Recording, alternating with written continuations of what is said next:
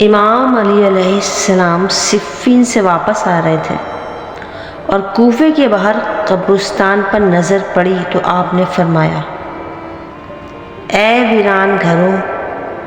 اجڑے مکانوں اور اندھیری قبروں کے ساکنوں،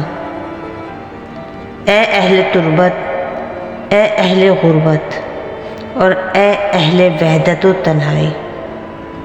اور اے اہل وحشت، تم آگے بڑھ کر ہم سے پہلے منزل پر جا پہنچے اور ہم بھی تمہارے پیچھے پیچھے تم سے ملنے کو آ رہے ہیں۔ اور اپنے گھروں کو پوچھو تو ان میں اور لوگ بس چکے ہیں، بیویوں کو پوچھو تو ان سے اوروں نے نکاح کر لیے، رہ گئے تمہارے مال، سونے تقسیم کر لیا گیا۔ یہ تو تھی ہمارے یہاں کی خبر، اب تم کہو کہ تمہارے ہاں کی کیا خبر ہے؟ پھر اصحاب کی طرف متوجہ ہو کر فرمایا، سنو، اگر انہیں بات کرنے کی اجازت مل جاتی تو یقیناً تمہیں بتا دیتے کہ سب سے اچھا سامان سفر تقویٰ ہے۔